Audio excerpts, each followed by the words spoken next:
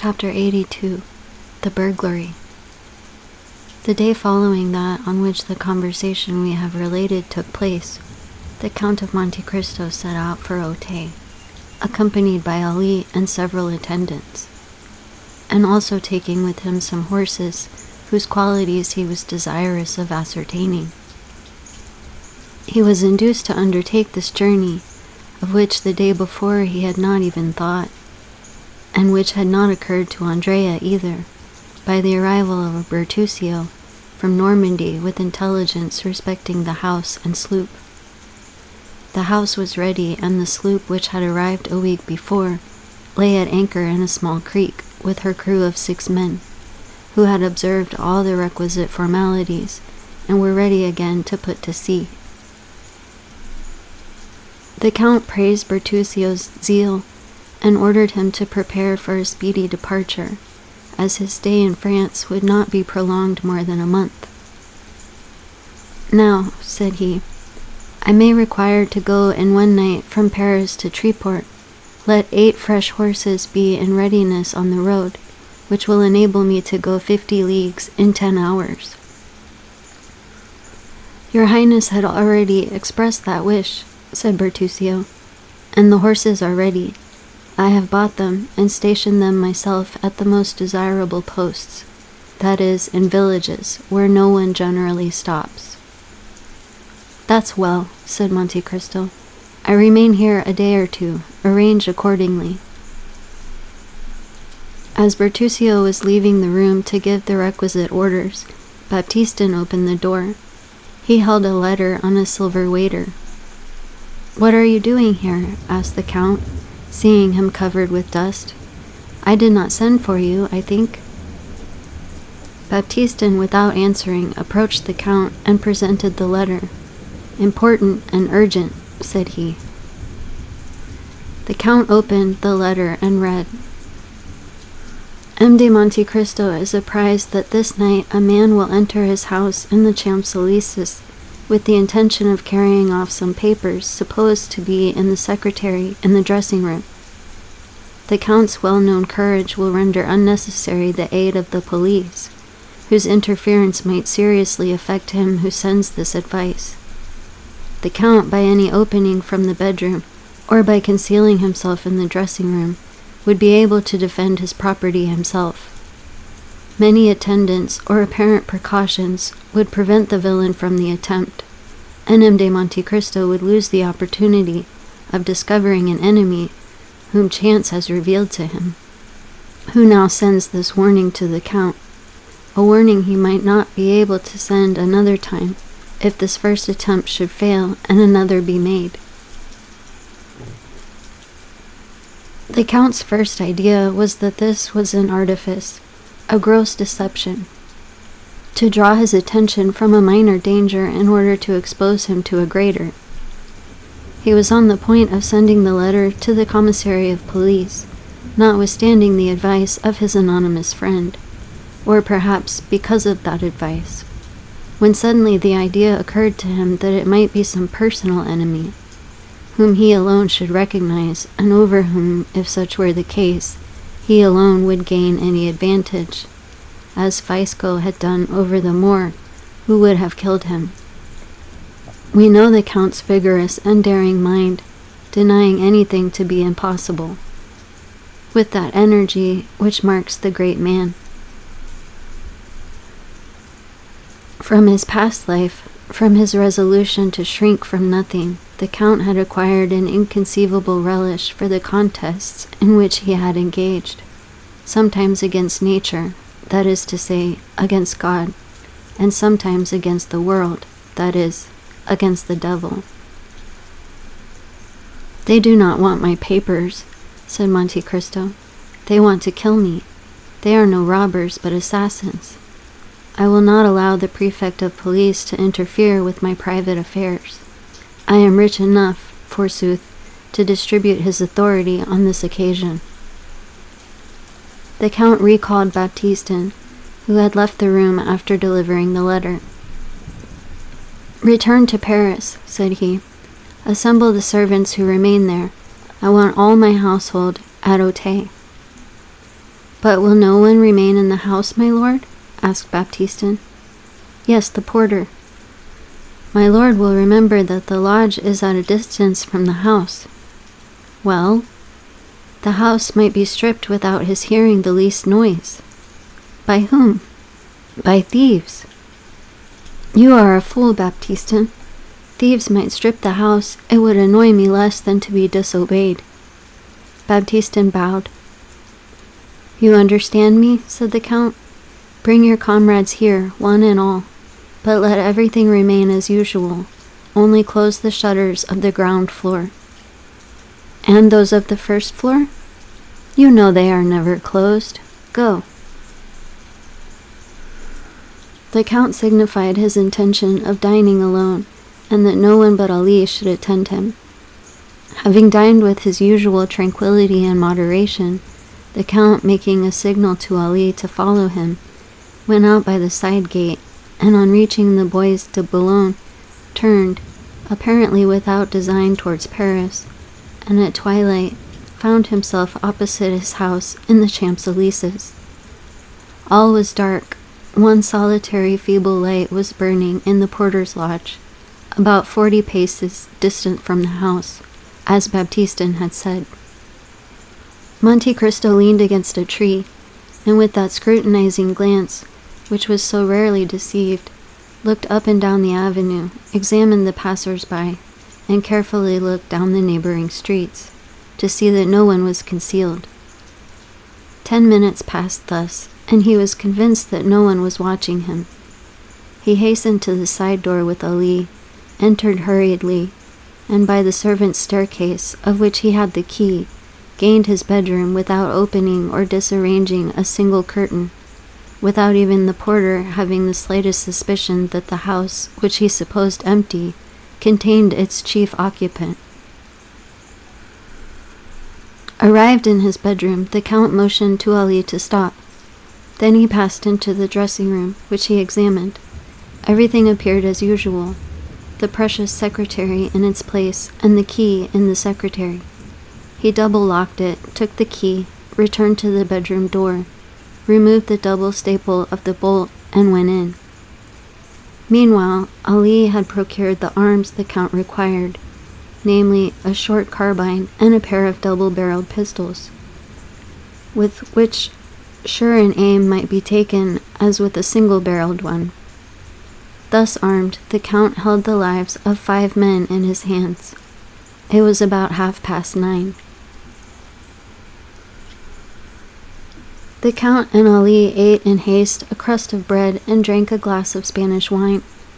Then Monte Cristo slipped aside one of the movable panels, which enabled him to see into the adjoining room. He had within his reach his pistols and carbine, and Ali, standing near him, held one of the small Arabian hatchets, whose form has not varied since the Crusades. Through one of the windows of the bedroom, on a line with that in the dressing-room, the Count could see into the street. 2 hours passed thus. It was intensely dark. Still, Ali, thanks to his wild nature, and the Count, thanks doubtless to his long confinement, could distinguish in the darkness the slightest movement of the trees. The little light in the lodge had long been extinct. It might be expected that the attack, if indeed an attack was projected, would be made from the staircase of the ground floor, and not from a window. In Monte Cristo's opinion, the villains sought his life, not his money. It would be his bedroom they would attack, and they must reach it by the back staircase, or by the window in the dressing-room. The clock of the Invalides struck 11:45. The west wind bore on its moistened gusts the doleful vibration of the 3 strokes. As the last stroke died away, the Count thought he heard a slight noise in the dressing-room. This first sound, or rather this first grinding, was followed by a second, then a third. At the 4th, the Count knew what to expect. A firm and well-practiced hand was engaged in cutting the 4 sides of a pane of glass with a diamond. The Count felt his heart beat more rapidly. Inured as men may be to danger, forewarned as they may be of peril, they understand by the fluttering of the heart and the shuddering of the frame the enormous difference between a dream and a reality, between the project and the execution. However, Monte Cristo only made a sign to apprise Ali, who, understanding that the danger was approaching from the other side, drew nearer to his master. Monte Cristo was eager to ascertain the strength and number of his enemies. The window whence the noise proceeded was opposite the opening by which the Count could see into the dressing room. He fixed his eyes on that window. He distinguished a shadow in the darkness. Then one of the panes became quite opaque, as if a sheet of paper were stuck on the outside. Then the square cracked without falling. Through the opening an arm was passed to find the fastening, then a second. The window turned on its hinges, and a man entered. He was alone. "That's a daring rascal," whispered the Count. At that moment Ali touched him slightly on the shoulder. He turned. Ali pointed to the window of the room in which they were, facing the street. "I see," said he. "There are two of them. One does the work, while the other stands guard." He made a sign to Ali not to lose sight of the man in the street, and turned to the one in the dressing room. The glass cutter had entered and was feeling his way, his arms stretched out before him. At last he appeared to have made himself familiar with his surroundings. There were two doors. He bolted them both. When he drew near to the bedroom door, Monte Cristo expected that he was coming in, and raised one of his pistols. But he simply heard the sound of the bolts sliding in their copper rings. It was only a precaution. The nocturnal visitor, ignorant of the fact that the Count had removed the staples, might now think himself at home, and pursue his purpose with full security. Alone and free to act as he wished, the man then drew from his pocket something which the Count could not discern, placed it on a stand, then went straight to the secretary, felt the lock, and contrary to his expectation, found that the key was missing. But the glass cutter was a prudent man, who had provided for all emergencies. The Count soon heard the rattling of a bunch of skeleton keys, such as the locksmith brings when called to force a lock, and which thieves call nightingales, doubtless from the music of their nightly song when they grind against the bolt. "Aha," whispered Monte Cristo with a smile of disappointment. "He is only a thief." But the man in the dark could not find the right key. He reached the instrument he had placed on the stand, touched a spring, and immediately a pale light, just bright enough to render objects distinct, was reflected on his hands and countenance. "By heavens!" exclaimed Monte Cristo, starting back. "It is—" Ali raised his hatchet. "Don't stir," whispered Monte Cristo, "and put down your hatchet. We shall require no arms." Then he added some words in a low tone, for the exclamation which surprise had drawn from the Count, faint as it had been, had startled the man, who remained in the pose of the old knife grinder. It was an order the Count had just given, for immediately Ali went noiselessly, and returned bearing a black dress and three-cornered hat. Meanwhile, Monte Cristo had rapidly taken off his greatcoat, waistcoat, and shirt, and one might distinguish by the glimmering through the open panel that he wore a pliant tunic of steel mail, of which the last in France, where daggers are no longer dreaded, was worn by King Louis XVI, who feared the dagger at his breast, and whose head was cleft with a hatchet. The tunic soon disappeared under a long cassock, as did his hair under a priest's wig. The three-cornered hat over this effectually transformed the Count into an abbé. The man, hearing nothing more, stood erect, and while Monte Cristo was completing his disguise, had advanced straight to the secretary, whose lock was beginning to crack under his nightingale. "Try again," whispered the Count, who depended on the secret spring, which was unknown to the picklock, clever as he might be. "Try again. You have a few minutes' work there." and he advanced to the window. The man whom he had seen seated on a fence had got down, and was still pacing the street. But strange as it appeared, he cared not for those who might pass from the avenue of the Champs-Élysées, or by the Faubourg Saint-Honor.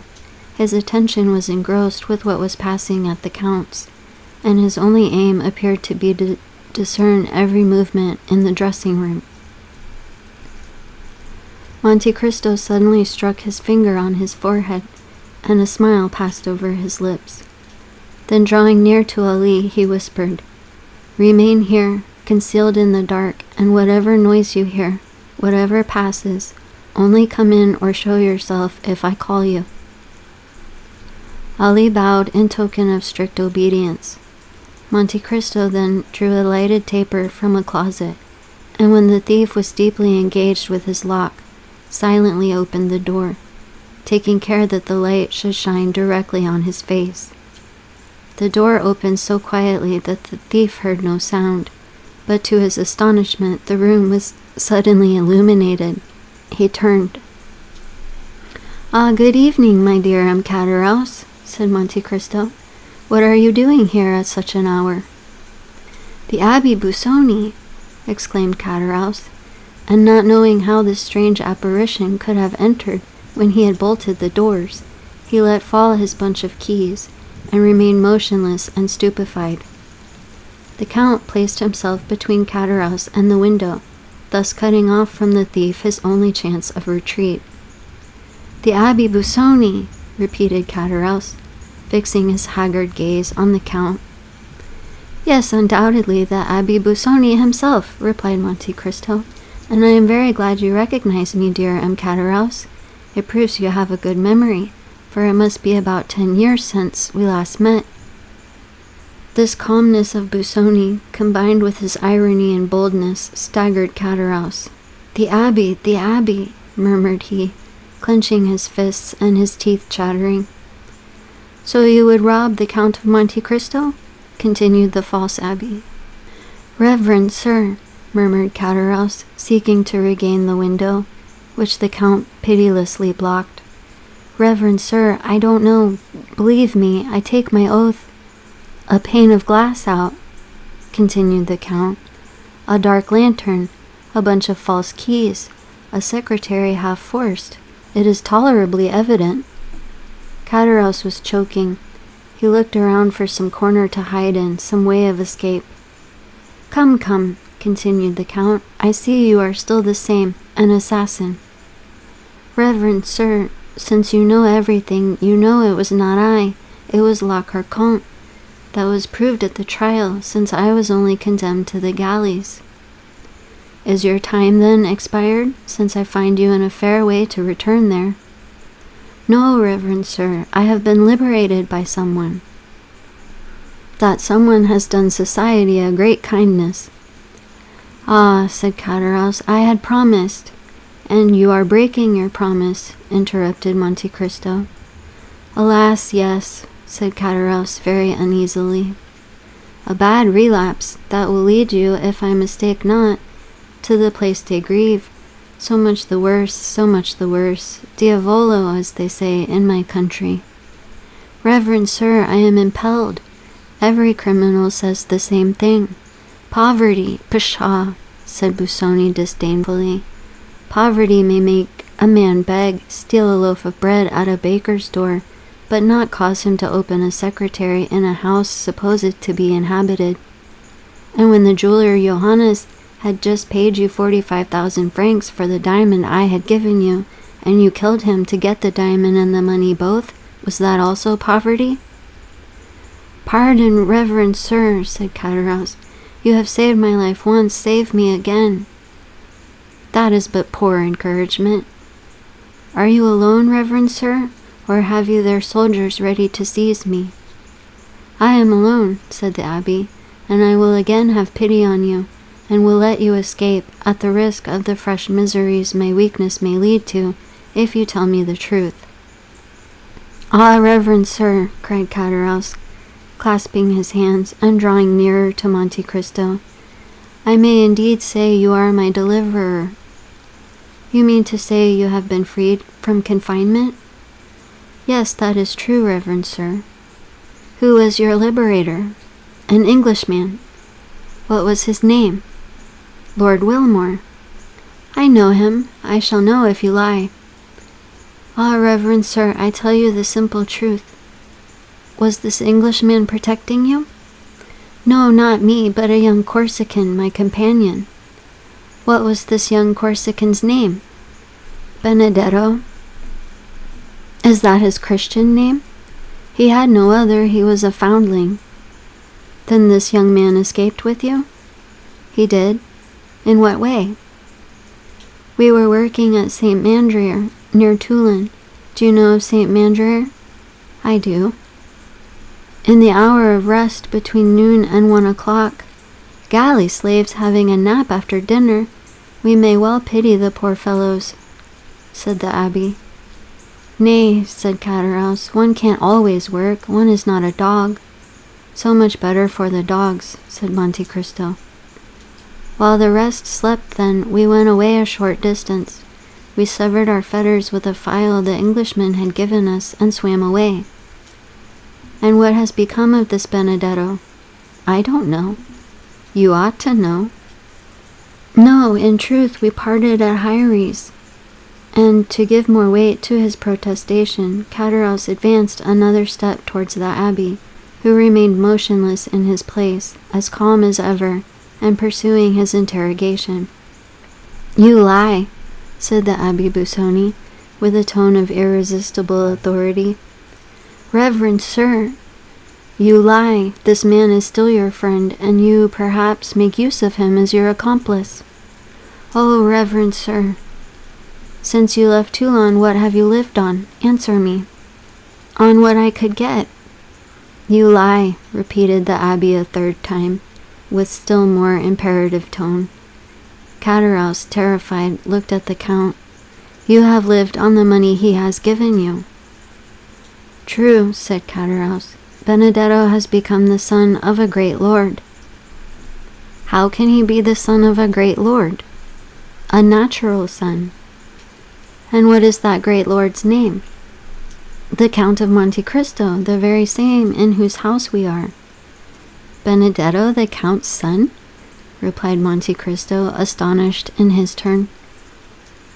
Well, I should think so, since the Count has found him a false father, since the Count gives him 4,000 francs a month and leaves him 500,000 francs in his will. Ah, yes, said the factitious abbé, who began to understand. And what name does the young man bear meanwhile? Andrea Cavalcanti. Is it, then, that young man whom my friend the Count of Monte Cristo has received into his house, and who is going to marry Mademoiselle Danglars? Exactly. And you suffer that, you wretch, you who knew his life and his crime? Why should I stand in a comrade's way, said Cataraus. You are right, it is not you who should apprise M. Danglars, it is I. Do not do so, Reverend Sir. Why not? Because you would bring us to ruin. And you think that to save such villains as you, I will become an abettor of their plot, an accomplice in their crimes? Reverend Sir, said Cataraus, drawing still nearer, I will expose all. To whom? To M. Danglars. By heaven, cried Cataraus, drawing from his waistcoat an open knife, and striking the Count in the breast. You shall disclose nothing, Reverend Sir. To Cataraus's great astonishment, the knife, instead of piercing the Count's breast, flew back blunted. At the same moment the Count seized with his left hand the assassin's wrist, and wrung it with such strength that the knife fell from his stiffened fingers, and Cataraus uttered a cry of pain. But the Count, disregarding his cry, continued to wring the bandit's wrist, until his arm being dislocated, he fell first on his knees, then flat on the floor. The Count then placed his foot on his head, saying, I know not what restrains me from crushing thy skull, rascal. Ah, mercy, mercy, cried Cataraus. The Count withdrew his foot. Rise, said he. Cataraus rose. What a wrist you have, reverend sir, said Cataraus, stroking his arm, all bruised by the fleshy pincers which had held it.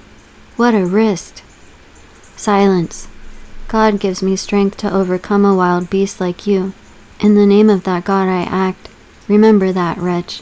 And to spare thee at this moment is still serving him. Oh, said Cataraus, groaning with pain.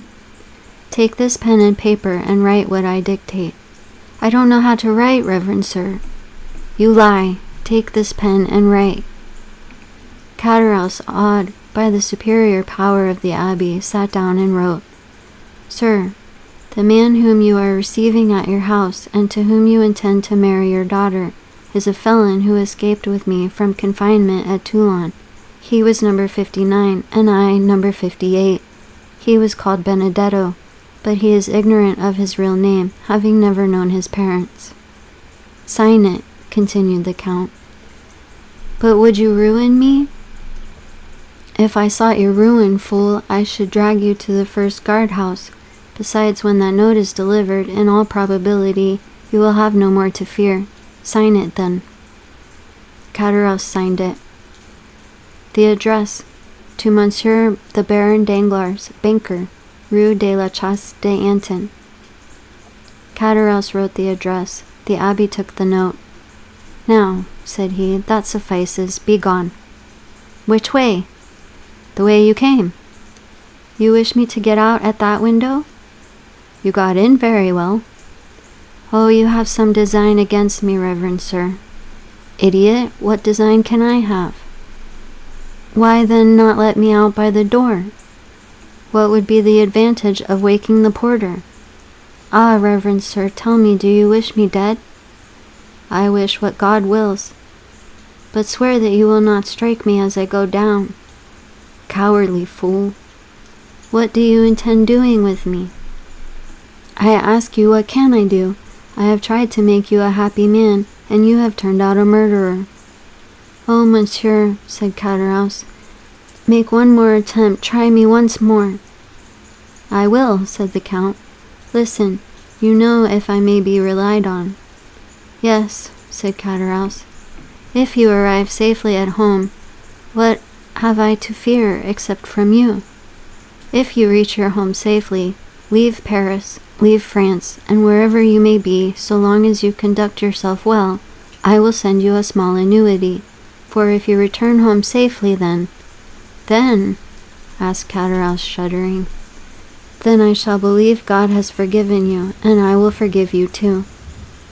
As true as I am a Christian, stammered Cataraus, you will make me die of fright. Now be gone, said the Count, pointing to the window. Cataraus, scarcely yet relying on this promise, put his legs out of the window and stood on the ladder. Now go down, said the abbé, folding his arms. Understanding he had nothing more to fear from him, Cataraus began to go down. Then the Count brought the taper to the window, that it might be seen in the Champs-Élysées that a man was getting out of the window while another held a light. What are you doing, reverend sir? Suppose a watchman should pass. And he blew out the light. He then descended, but it was only when he felt his foot touch the ground that he was satisfied of his safety. Monte Cristo returned to his bedroom, and glancing rapidly from the garden to the street, he saw first Cataraus, who, after walking to the end of the garden, fixed his ladder against the wall at a different part from where he came in. The Count, then looking over into the street, saw the man who appeared to be waiting run in the same direction, and place himself against the angle of the wall where Cataraus would come over. Cataraus climbed the ladder slowly and looked over the coping to see if the street was quiet. No one could be seen or heard. The clock of the invalid struck 1. Then Cataraus sat astride the coping and, drawing up his ladder, passed it over the wall. Then he began to descend, or rather to slide down, by the 2 stanchions, which he did with an ease which proved how accustomed he was to the exercise. But once started, he could not stop. In vain did he see a man start from the shadow when he was halfway down. In vain did he see an arm raised as he touched the ground. Before he could defend himself, that arm struck him so violently in the back that he let go of the ladder, crying, "Help!" A second blow struck him almost immediately in the side, and he fell, calling, "Help! Murder!" Then, as he rolled on the ground, his adversary seized him by the hair and struck him a third blow in the chest. This time Cadaros endeavored to call again, but he could only utter a groan, and he shuddered as the blood flowed from his 3 wounds. The assassin, finding that he no longer cried out, lifted his head up by the hair. His eyes were closed, and the mouth was distorted. The murderer, supposing him dead, let fall his head and disappeared. Then Cadaros, feeling that he was leaving him, raised himself on his elbow, and with a dying voice cried with great effort, "Murder! I am dying! Help, reverend sir, help!" This mournful appeal pierced the darkness. The door of the back staircase opened, then the side gate of the garden, and Ali and his master were on the spot with lights.